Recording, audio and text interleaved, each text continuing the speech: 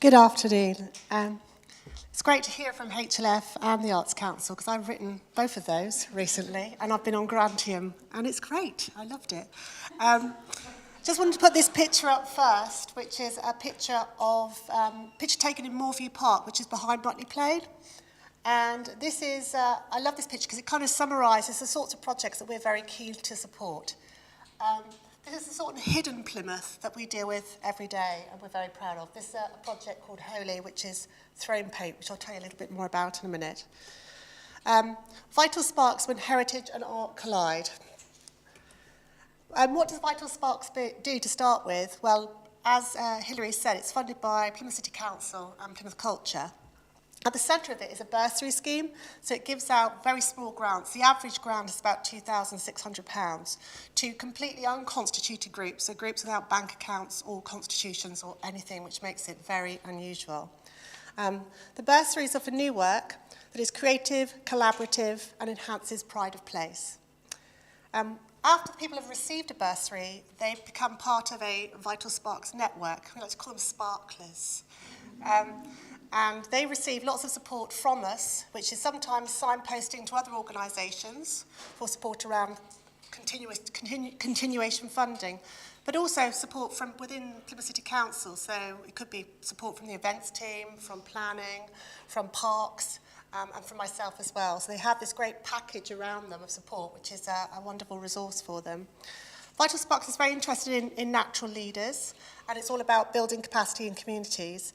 And one of the things it also does is it helps bridge between arts organisations and communities. So communities will come to us and they want to work, they might want to do a mural, they might want to do a mosaic or run an event, and they'll be looking for an artist. And we'll be able to give them some advice on the sorts of artists who are around and who they may use, and also help them commission them and write an agreement. We also consider Vital Sparks to be kind of the base level of an art strategy for the city. We've achieved quite a lot in the last 3 years, and we're very lucky to be funded by the Arts Council as well as Plymouth Culture and Plymouth City Council. We have employed 51 artists in the last 3 years and given them 202 days of paid employment, 39 volunteer artists, 21 new commissions, over 2,000 performance days, over 3,500 participants have taken part in 259 workshops, a live audience of 51,000 and a broadcast audience of 1 million plus. So Vital Sparks is working very well within Plymouth, but this is a Plymouth-only funding scheme. So you have to do your project in Plymouth if you want to apply for Vital Sparks bursary, sorry. Heritage is not enough on its own. Sorry, Kelly, it really isn't. For us, we're looking for other levels as well, so artistry, collaboration, creativity. But we do fund heritage projects, but they have to have that kind of arts context as well. So, to give you some examples, has anyone here seen Pilgrims wandering about the Barbican? Ruth has at the back. Ruth actually works with them as well, so you're cheating. We started with this project called One Small Candle, which we gave them a bursary for £500. So our bursaries are sort of £500 to £5,000, pretty much you can apply for. And that was to educate people to the story of the Pilgrim Fathers. So in the run-up to Mayflower 400, that's actually quite a big story. And I have walked around the Barbican with them, and you'd be amazed at how many people don't actually know about the Mayflower. It's really quite incredible, particularly young people, actually. That £500 was to purchase a single costume, a single pilgrim costume. And originally, David wanted, I think, £2,500 for that costume. And I said, I don't think you're going to get £2,500 for a single pilgrim costume. And he went away and spoke to Plymouth College of Art. And that's where he managed to develop a partnership. And he got his costume made.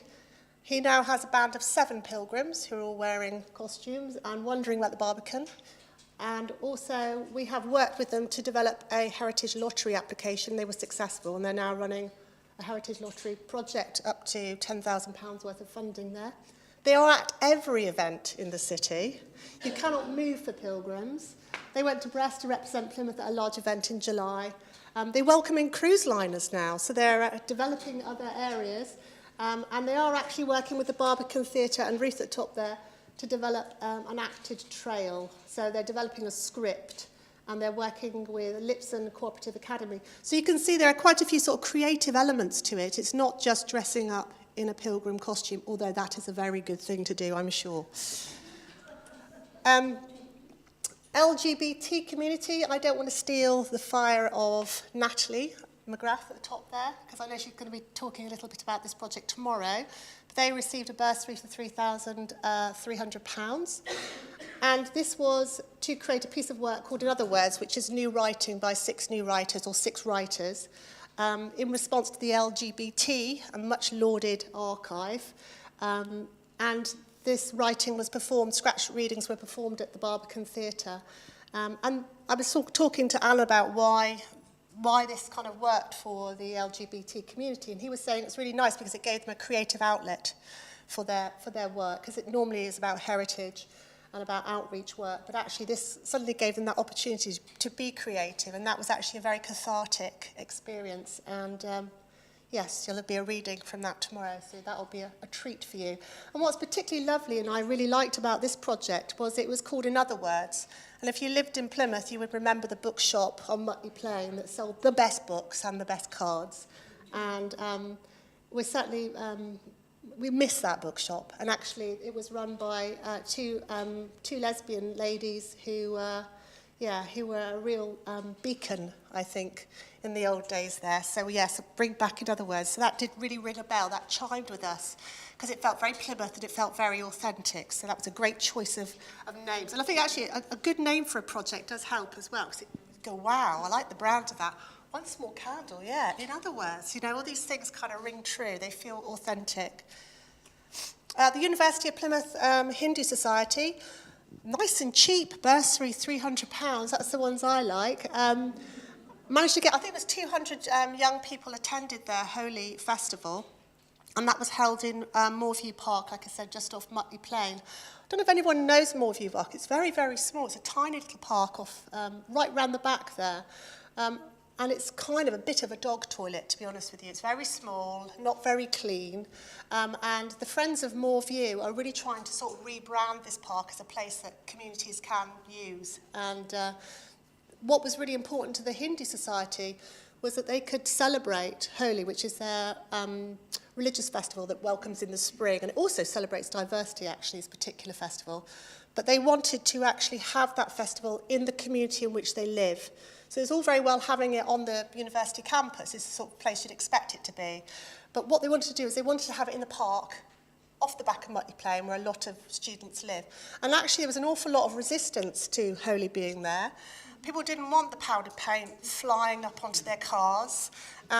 Some people, we did actually have some very unpleasant calls from people who lived around that area who didn't want Hindu people celebrating anything in their park.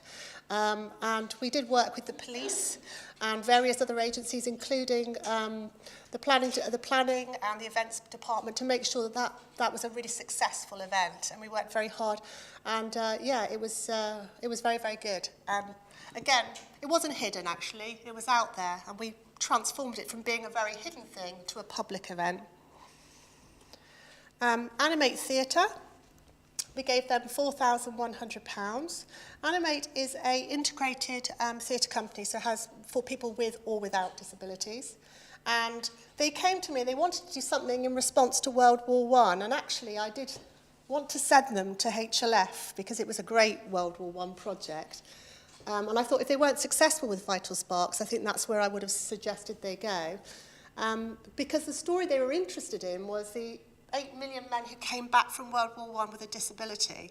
And I thought that was a really interesting, and what that meant to the community where those people came back is, you can imagine so many people suddenly had a disability. How did they cope? How did they react? And actually what they wanted to do was make a film about that. So it's kind of like a black and white homage film. It's about 20 minutes long. It's a bit of a silent movie. It's very, very interesting. What it also gave some of the actors, some of them were actually quite shy and didn't want to go on stage, and I can completely understand that. It gave them the opportunity to go in front of a camera, which actually was easier for some of the people with disabilities. They found that less intimidating. And that's a really nice project there, which has, again, those artistic elements and those heritage elements. Jewish cemetery. So this one you're going to hear a little bit about possibly tomorrow with Ruth up there. So this is another project that we have funded. 2,863. I would say that's good value, Ruth, for a very good project. So they came to us, Jerry from the synagogue came to us and said they would like to do an audio trail of the cemetery, which is a very, I don't know, has anyone here been to the cemetery?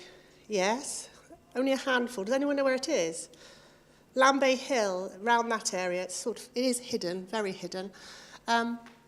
And they wanted to create an audio trail, like an acted, really beautiful audio trail that you could put on an MP3 player, and it would have music and acting and soundscapes, and it would explain the lives of some of the people who inhabited the graves in the cemetery there. And we thought that was just a really beautiful and lovely heritage project that had really high quality of art within it as well. And what was particularly nice about this project is it fed into the Plymouth Art Weekender, which we had in September. So it became part of the programme, and possibly, I don't know, it's Ruth and Jerry's fault, but they ended up getting onto national radio and local radio, and Spotlight was interested. Everybody came along to it. And they had, I think it was like, did you have 20 MP3 players, was it? 15. We had about 500 people come over 2 days. And it was like feeding the 5,000. It was like a real big success, but completely overwhelmed by the numbers of people who wanted to do that trail. So I know that Ruth will be talking tomorrow about the legacy of that. Joyce's Quilt. This is also a project this year, which is a history centre project, £5,000. So this relates to the story of Joyce Carol Vincent, who was a woman who was found in her flat in North London, and she'd been dead for 3 years, and no one was aware that she had died. In fact, she was sat there with her Christmas shopping by her feet, and she was, 3 years undiscovered. And so that inspired this project, actually, which is about combating social isolation. So obviously it's a very shocking story that someone can pass away and nobody knows about it. I mean, she was in her 40s. She was a beautiful, talented woman. So they thought, well, how can we bring people together and combat social isolation? I know, let's make a quilt, like you do. And the quilt is basically made by women. It's a women-only project. Women from lots of different communities, including vulnerable communities. We have women who have challenges around mental health. We have people who are refugees, asylum seekers, the very elderly, people who are lonely, all manner of different community groups and religious groups. And they all are going to, everyone's going to make a little square of the quilt and dedicate that to a woman that they admire, they love. Someone that could be someone they know, someone they don't know.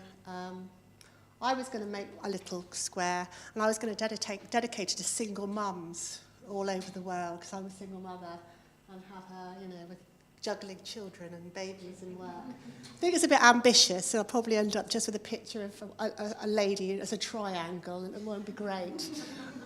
But in my head, it's going to look amazing. So yes, every woman creates a patch, and we're hoping that this will festoon one of the community gallery in the new history centre. That's the aim, but we'll see how that works out. It draws on the heritage of quilt making and the subversive stitch. It's quite a feminist project, actually. It's about how women can use sort of sewing to focus on what's important to them. And yeah, it's a really beautiful project. And now the legacy of that is people are asking for more quilt projects. I didn't see that coming, actually. I should have done. And apparently there's been 2 requests from different parts of the city, different wards, saying they want to make a quilt, but they want to dedicate it to the heritage of that place, which is really interesting. So you might have, Kelly, some quilt applications coming your way, which will be like, I don't know, quite interesting to quilt different aspects of where you live. So I think that's something that could be quite interesting. So watch that space. We could have a rash of quilts going about the place. 41% of the projects that we fund are from diverse communities. We're not sure why we are so good at this, to be honest with you. We're trying our best and it seems to work.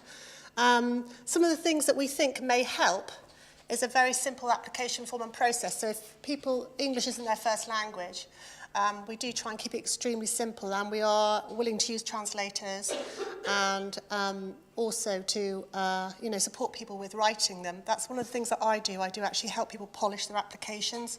I ping them back and forth until they are really happy and they've done the very best of their project. Unconstituted groups are the focus. That's what we're really interested in. But organisations can apply on behalf of a community or a community member that is vulnerable or has protected characteristics. So we do get quite a lot of applications around disability from different organisations. We try and overcome barriers to participation as much as we can. We have actually costed in supervision for people with challenges around mental health before. We try and be as creative as we can around those sorts of challenges. Also, we have stolen a bit from the Arts Council. We do include access costs, and we do have a box for that, which we lifted directly from the Arts Council application because we thought that was a really nice idea. Again, that overcomes barriers to participation. And we have great relationships with agencies that support diverse communities. And also, I'm from a biracial family, so that might help as well. You never know. I'll throw that in the mix. And I just wanted to kind of finish with a quote from one of our bursary recipients, which I thought was very beautiful, that Vital Sparks has had the effect of knitting me into this community. I was emboldened by knowing we were all coaxing out the same wishes for hope, change and connectedness. And I think that's what we've all been doing today. And thank you very much for having me.